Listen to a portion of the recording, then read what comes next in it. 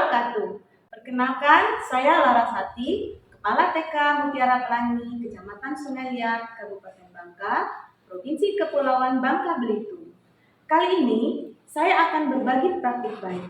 Bagaimana kepemimpinan pembelajaran yang sudah saya lakukan melalui pendek berbakat, yaitu pendekatan berpikir berbasis kekuatan atau aset dengan 7 asupan, yaitu 7 aset utama dalam satuan pendidikan dalam mewujudkan PAUD berkualitas. Pendek berbakat, akronim dari pendekatan berpikir berbasis kekuatan atau aset, adalah sebuah pendekatan yang berfokus pada kekuatan, potensi, dan sumber daya yang dimiliki oleh sekolah, baik dari segi manusia, fasilitas, maupun komunitas. 7 asupan adalah akronim dari 7 aset utama dalam satuan pendidikan, yakni membagi sumber daya sekolah ke dalam 7 klasifikasi aset utama. Di awal berdirinya TK Mutiara Pelangi, tepatnya 12 tahun yang lalu, kondisi sekolah bisa dikatakan memprihatinkan, di mana gedung sekolah yang masih mengontrak, sarana prasarana pendukung yang sangat minim. SDM guru dan kepala sekolah yang masih memiliki kompetensi sangat rendah, jumlah murid yang sedikit, rendahnya motivasi belajar murid. Komunikasi guru dengan orang tua belum terjalin dengan baik.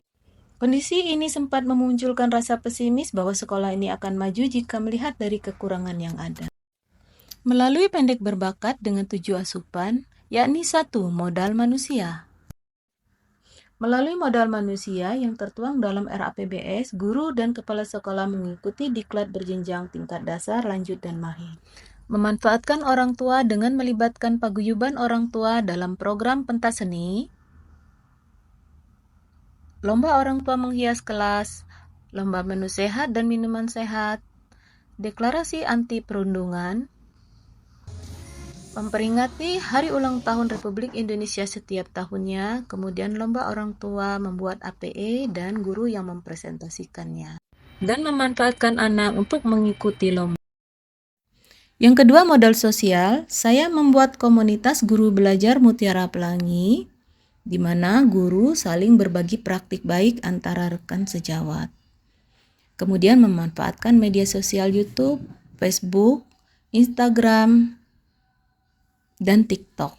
Yang ketiga, modal politik. Melalui modal politik, saya berkolaborasi dengan komunitas, yakni bekerjasama dengan BPMP Provinsi Kepulauan Bangka Belitung dalam kegiatan Besalin, yaitu belajar sains, literasi, dan numerasi. Semoga program yang disingkat Besalin merupakan program layanan LPMP dan aktivitas literasi serta numerasi. Para siswa PAUD Mutiara Pelangi diajar oleh narasumber yang penjelasan. Bekerja sama dengan Damkar mengadakan safety talk dan emergency drill dalam menghadapi bahaya kebakaran.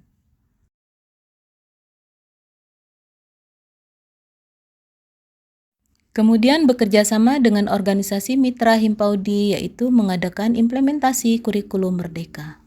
Yang keempat, modal agama dan budaya. Saya membuat program Taman Kanak-Kanak Al-Quran Al-Fatah sebagai wadah murid belajar dasar-dasar agama, mulai dari sholat, mengaji, hafalan surat-surat pendek, dan doa harian.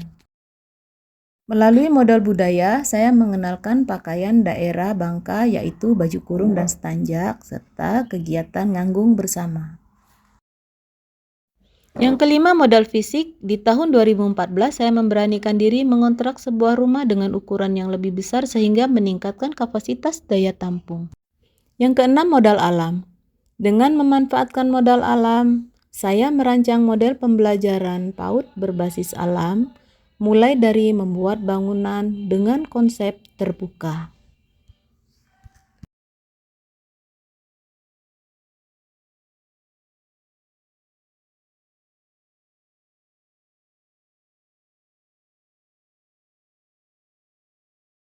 Memanfaatkan bahan-bahan lospat yang ada di sekitar lingkungan sekolah sebagai media belajar, serta menggunakan lingkungan fisik dan sosial sekitar sebagai sumber belajar dengan berkunjung ke kebun sayur, outing kelas ke Metro Fried Chicken, outing kelas ke hutan kota, dan outing kelas ke perpustakaan daerah. Terakhir, modal finansial yaitu dana bantuan BOSP PAUD dan iuran bulanan murid. Dalam pengelolaan BOSP PAUD, saya menyusun ARKA sesuai dengan raport pendidikan dan perencanaan berbasis data sebagai sumber perencanaan. Sedangkan pengelolaan dana iuran murid, saya menerapkan sistem subsidi silang dari 3 satuan yang ada dan menyisihkan dana sisa biaya operasional untuk tabungan pembangunan sekolah. Setelah dilaksanakan kepemimpinan pembelajaran melalui pendek berbakat dengan 7 asupan, dampak yang dirasakan adalah TK Mutiara Pelangi saat ini sudah memiliki gedung sendiri yang dibangun di atas lahan seluas 1000 meter persegi dengan fasilitas sarana prasarana memadai, hasil dari dana yang dikumpulkan setiap bulannya.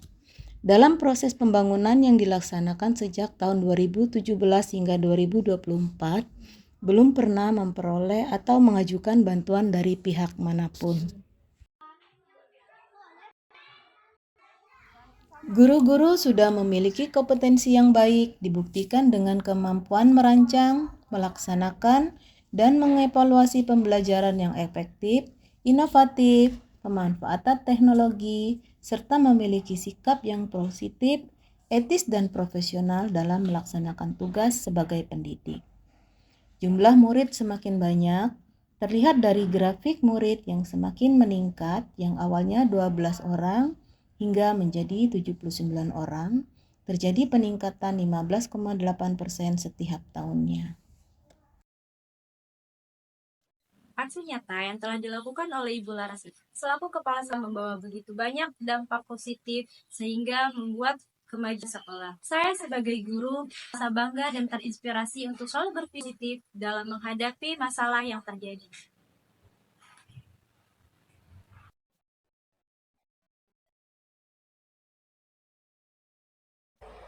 Assalamualaikum warahmatullahi wabarakatuh. Perkenalkan, saya orang tua dari salah satu peserta didik di TK Mutiara Pelangi yang dipimpin oleh Ibu Larasati. Sedikit bercerita di mana saya merasakan dan melihat secara langsung dampak dari aksi nyata yang dilakukan oleh Ibu Larasati selaku kepala sekolah.